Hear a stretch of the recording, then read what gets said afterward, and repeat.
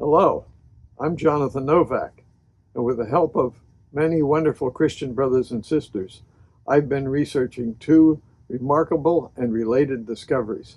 First, the true location of the Red Sea crossing, where the waters actually parted, where Israel escaped, and where Pharaoh's army was drowned and buried. In ancient times of higher rainfall, the Nile River had an eastern branch flowing through Wadi Tumilat toward the Sinai, then turning south into the Red Sea. This formed a wide curved waterway known as the Hierapolis Gulf, the Bow Inlet. The cities of Hierapolis, or Pithom, stood at its northern end, and this inlet became Egypt's trading gateway from Europe and the Mediterranean to Africa, Arabia, India, and the Far East. It worked very much like an early Suez Canal. Some popular videos place the Red Sea crossing at Nuyaba Beach or the Straits of Tiran or elsewhere. But these locations are hundreds of miles from where Israel started, requiring weeks of travel and weeks of food. Yet the books of Exodus and Numbers list only 3 campsites before the sea parting, and the Israelites carried only 7 days of unleavened bread. These far southern and far southeastern sites at Tiran and Nuyaba simply cannot match the biblical timing or distance. And why chariot wheels have been found on a remote seafloor is not from the Exodus, but due to a whole different cause. We'll explain these and other claims in a separate video. The Bible gives the exact sequence. Day 1, Israel leaves Ramesses and reaches Pithom. Day 2, they move to Etham. Day 3 and 4, they travel south along the Bow Inlet to Pi-hahiroth. Meanwhile, Pharaoh's army decides to pursue rapidly, exactly as the Exodus says, and this only works along this northern route. By the 4th day, the Israelites reach the front of the bow. Water lies to the east, mountains rise to the south and southwest, desert to the west, and Pharaoh says, they are entangled by the land. At this location, that statement becomes literally true. Amazingly, directly east of the Bow Inlet are the Gidi and Mitla mountain passes. These mountain passes focus strong east winds toward the top and bottom of the bow, and the Lord caused a strong east wind to blow all night, and the sea was dry land, and the waters were divided exactly as Exodus 14:21 describes. Deep water at the north and south is pushed back into the Bitter Lakes and the Gulf of Suez. The slightly shallower middle of the bow clears first, exposing a dry corridor. Israel crosses through this center on firm, dry ground, which is actually dried clay. When the wind stops, the clay seabed softens.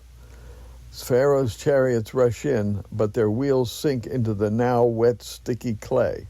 The wheels came off, Exodus says, and the geography shows exactly why. Then Exodus describes the moment the waters return. The text tells us that the sea rushed back upon the Egyptians, but the geography of the Bow Inlet reveals how God brought this about. Deep basins lie to the north, the Bitter Lakes, and to the south, the deep bays of the Gulf of Suez. When the strong east wind stopped, water from both basins naturally surged back toward the center, back toward the bow. This created a powerful returning flood, shaped by the inlet's contours and the mountain passes God formed long before Moses. The water struck the tall, undercut eastern bank, collapsing it and burying Pharaoh's army beneath sand and water.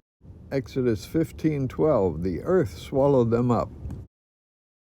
Today, ground-penetrating radar reveals a long, multicolored streak of different materials in the sands at exactly this location, the Bow Inlet, right where collapsing riverbank would have buried Pharaoh's forces. Bone, iron, copper, silver, and gold-plated chariots appear, exactly what an elite Egyptian army would carry.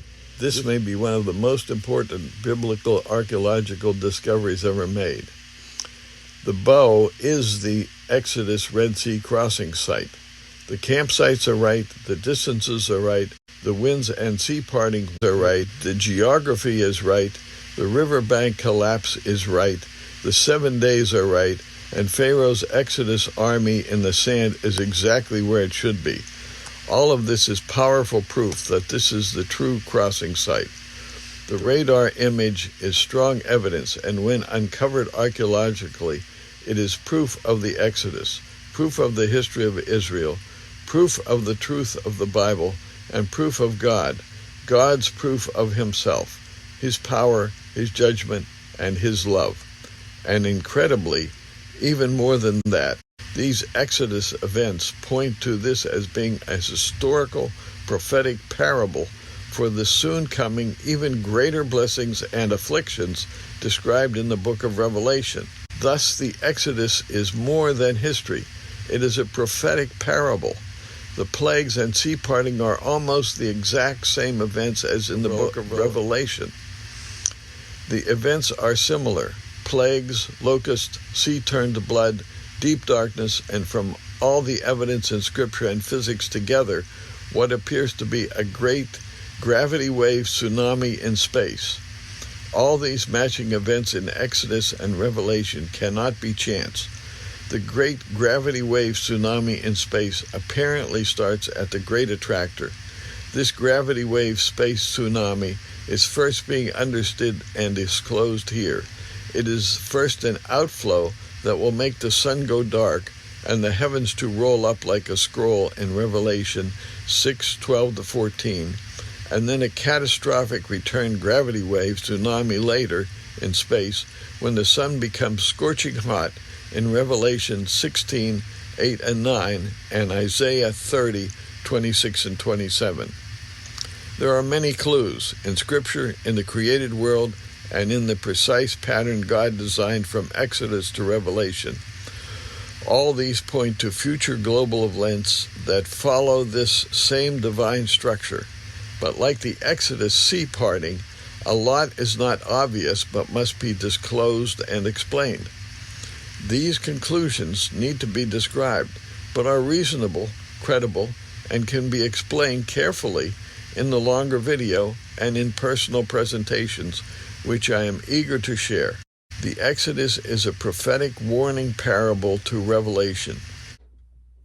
I'm Jonathan Novak. I hope this encourages and strengthens you. The longer videos will explain each part in greater depth. If this has been helpful, please like and subscribe so others can find it. And if you would like to see more resources or contact me, go to redseabow.com or exodusbow.com or rescue.us. And I wish you a good future. God bless.